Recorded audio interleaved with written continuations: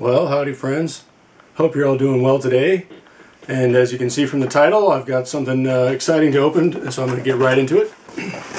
And we're going to talk a little bit about time travel while we look at our Playmobil Delorean Time Machine. So, very cool. Got something else in here. There we go. That out of the way. We have the Playmobil Back to the Future Delorean Time Machine, which is the first Playmobil set I've ever had, I believe, and I'm pretty excited for that. When I was a kid, one of my best friends had quite a few Playmobil sets. I think they were mostly of the medieval sets with knights, and dragons, and things like that, and then the others were cowboys and Indians. And I always thought it was really cool that the Indians didn't all have feathers. A lot of them had these kind of caps that looked like they were made of fur and horns, so they were like bison caps, and they wore furs instead of just deerskin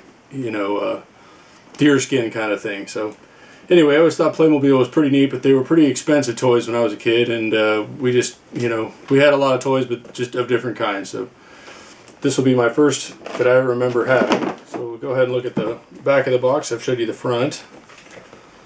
I can't describe it because I'm not looking at it and I'm not familiar with it. It comes with Marty, Dr. Brown, and I believe Einstein the dog. See there.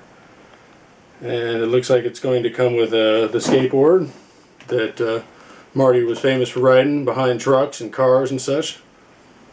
So very cool. So let's go ahead and get into this. Yeah, I was thinking we'd talk a little bit about time travel and some of my favorite time travel movies. Oops, broke the box a little. One of my favorite time travel movies is obviously Back to the Future. In fact, it might be my very favorite time travel movie. Even though there are some things about it that I believe are somewhat unrealistic, shall we say. When I was a kid, there were a lot of books that were popular called the Choose Your Own Adventure books. A lot of you may remember Choose Your Own Adventure books. And there were several sub-series of those, or spin-offs, and one of the ones that I had was called the Time Machine series, and they were kind of a silver colored book with all kind, and each one had a different time that they traveled to. And I believe it was from those, might have been something else, but I believe it was from those books that I learned about the idea of time travel paradox, and that's always kind of stuck with me. And that's kind of the idea that you don't, I think in those books it was that you don't want to go back into the past and make some big change that would affect the future and create these sort of different timelines and such, or that it really couldn't be done. And that's kind of more of the way I see things. So let's see, we got a couple bags of stuff here. It looks like there's going to be quite a bit of assembly required. Some of the stuff from, I believe,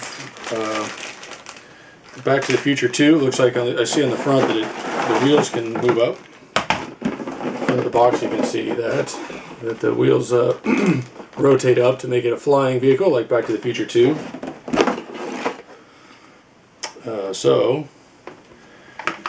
let me go ahead and turn off the camera and assemble this so I don't have to figure out how to do that while talking at the same time. And then we'll get on with our chat. Okay, finally, about an hour and 15 minutes later. This took quite a while to assemble, mostly because I'm very picky about getting the decals on right, and I kind of had to put them on and off and on and off until I got them all fairly correct. But as you can see, we've got the time machine assembled here.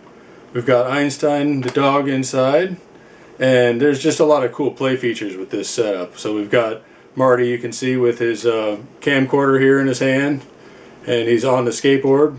It's got a cool little tab that holds him in there so he can stay on it. Thought that's a really neat little feature. And he has these two cuffs of his jacket we applied. And over here we've got Doc Brown. He has this bag we put on him. He has the remote control in his hand. He's got two watches, a black watch and a silver watch on each hand. And he's got a pocket protector, looks like, with some pens, and his nuclear jacket on the back. Hopefully you guys can see all this. Some very cool play features with these guys. Very simple simple design figures, but very cool play features. I think we're what are 1, 2, 3, 4 points of articulation. Turn the head. We can rotate the shoulders, and we can move both legs at the same time, but not separately. So 4 POA are these guys. We've got this briefcase with extra plutonium inside for more play feature stuff. A lot of decals on that. One on each side of it. You can see all the nuclear plutonium, handle with care. Hopefully you can see that, and that's coming through. Plutonium, handle with care. Plutonium, handle with care. So yeah, we've got, as far as assembling the car, we had to add on the side mirrors, rear view mirrors. Sorry there, Einstein. Come back to him. And we've had to add on all these rubber hoses. These are rubber, along with these pieces that hold the hoses. And the bumpers, and the DeLorean thing, motor car front grille here. Had to apply the decals here. We've also got those on the side, the blue attachments there. We had to attach the, I guess you'd call them the engines or something like that. Some more decals, these 2 pieces up here. This is another of the plutonium pieces which comes in and out. There's that. So a lot of really neat playability with this set. The wheels do come up. It's a little hard for me to demonstrate. You hold these in, and then they pop up like that. And they snap into place. They can snap into place as an aerial mode, or then back into place in car mode. So I'm going to leave it in car mode just so I don't have to do it all to show you. But yeah, the doors open up, as you can see, as they should. And of course the people can go inside if we need them to. So we could have Doc Brown go back in time this time if we wanted to.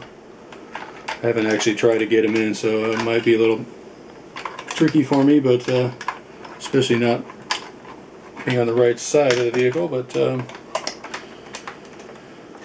I'm sure it's possible to get him in there. Steering wheel seems to be in the way. Anyway, I know it's possible to get him in there. Maybe you have to pull this. Oh, you know what? The steering wheel rotates. I didn't see that.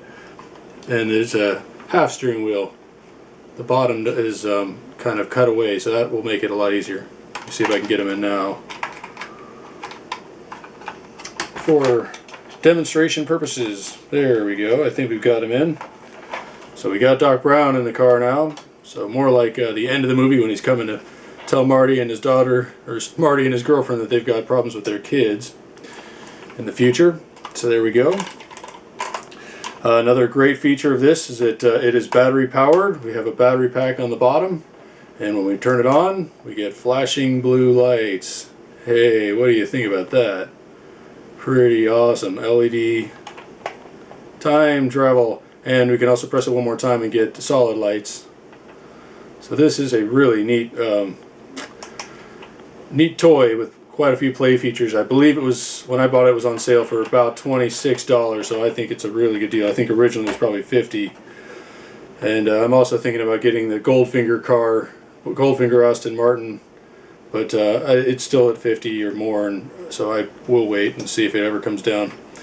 One more thing, Einstein has some playable features. He's got 2 points of articulation. His head goes up and down, and his tail goes up and down.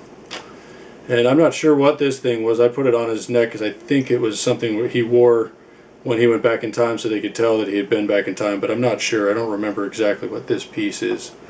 Just another thing that you can adds to the playability of this set. So very cool set. Like I said, we got that plutonium, we've got that. And that's it for the car, for showing it off. Now I just want to go back to talking about, you know, time travel in general and the movie and time paradoxes. Oh, I'm sorry, I forgot to show you. We have this to add in there for when he needs the lightning power to come back to the future here. So we've got that attachment as well. So yes, back to the movie and time travel and paradoxes. This was one of my favorite time travel movies, and what you would have as a paradox in this movie was when Marvin Berry calls his cousin Chuck Berry to tell him about Marty here playing Johnny Be Good, and he says, "Hey Chuck, it's your cousin Marvin Berry, listen to this."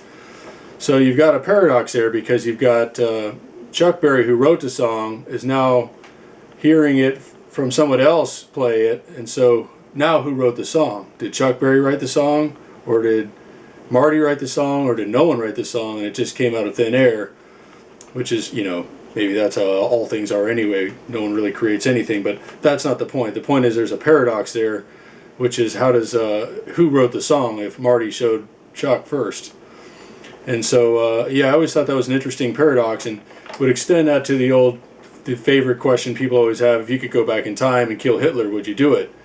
And I've always thought, well, you really can't, because if you went back in time and killed Hitler, then all of history would have changed, and there would have never been a Hitler, and so when it came time for you to be born and grow up and everything, there would be no Hitler to learn about, no reason for you to go back in time to kill him. And so if you didn't go back in time and kill him because he never existed, then he would exist again. But he can't. It's like it just keeps kind of going back and forth. Like if you went back in time and killed him, then you would have never gone back in time to kill him, which means he would exist again, which means you would go back in time and kill him, which means he wouldn't exist, which means you wouldn't go back in time and kill him, which means he would exist. So it just kind of makes a perpetual loop that you can't get out of. So speaking of that, one of my other favorite movies of time travel is 13 Monkeys. If you haven't seen 13 Monkeys, 12 Monkeys, God, what did I think, 13? 12 Monkeys. Hey, I need to time travel back myself and watch that movie. 12 Monkeys has got time travel down right. I don't want to give away too much in case you haven't seen it, but it really, there's a guy in the future who comes back in time to try to figure out what happened to humanity and how the 12 Monkeys, the army of the 12 Monkeys, were involved in wiping out humanity with a devastating plague, a pandemic, as we should say.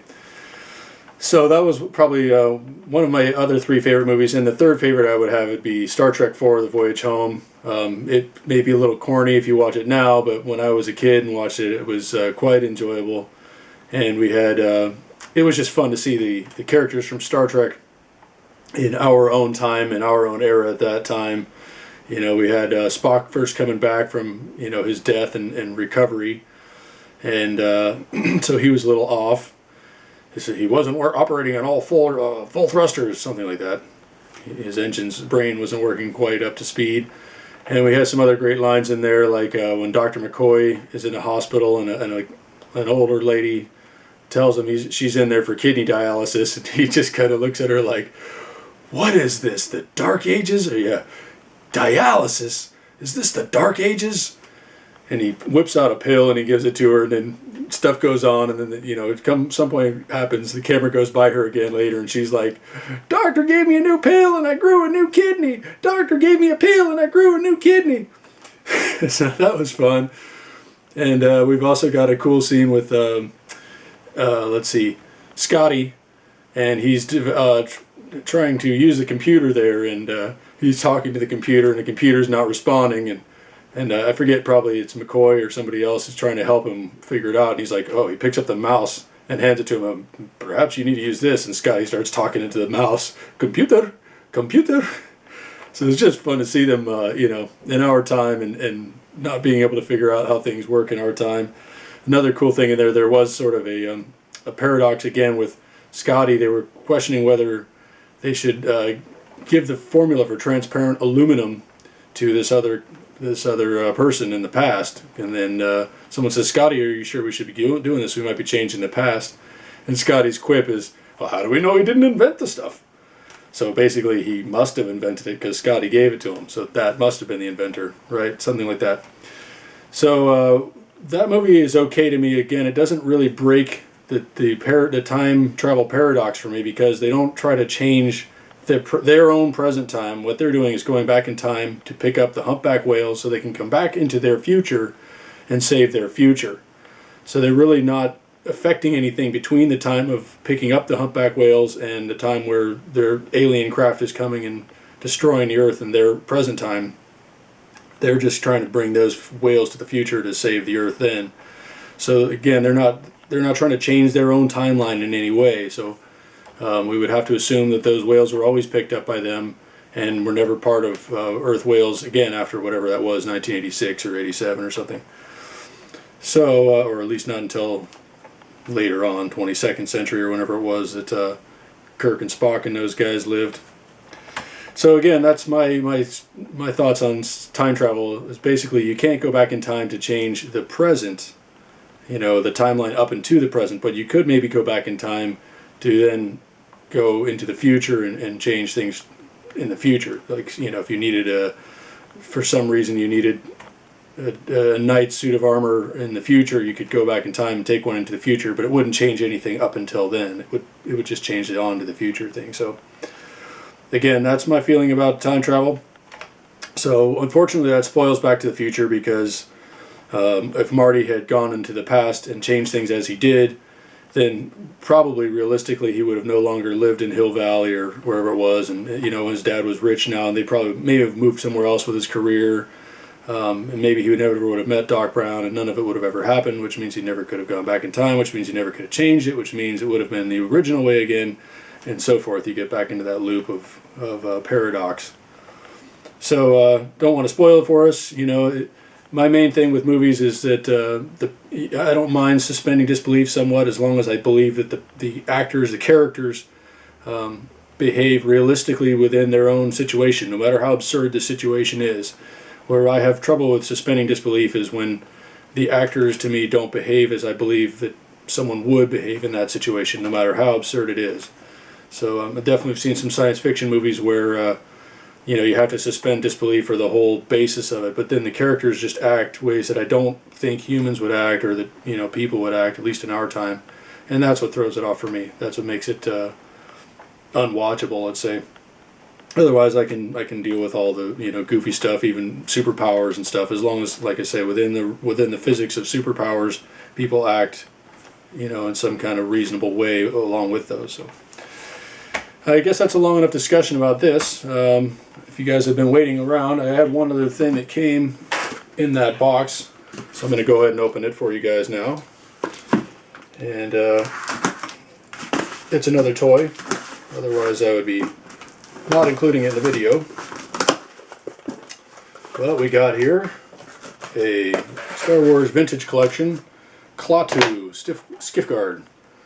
Kind of a cool looking guy. I like the color green of his skin, and he's got a nice kind of flowing robe outfit. But oh yeah, he looks kind of like is it Grieg from The Last Starfighter? I don't know if I thought that before, but for some reason he makes me think of Grieg from The Last Starfighter. And even one of the two main characters in a movie called Enemy Mine, which had a male alien who was pregnant in that movie. So the males got pregnant in their alien species, and they were a human and this other alien guy were working in some kind of they were slaves in a mine, basically, in some, you know, far off world planet, and they were friends. But anyway, this guy kind of reminds me of the guy from Enemy Mine and also Grieg from Last Starfighter, but of course his real job is being a skiff guard. So I think they're pretty cool. I like the alien creatures, and hopefully we'll have them all displayed out at some point. So, all right, folks, that's going to do it for now. Thanks for joining me for this review of the DeLorean Time Machine by Playmobil, and discussing time travel and all that good stuff. Hope you all are having a good day and a good future and a good past. Take care, everybody. Bye-bye.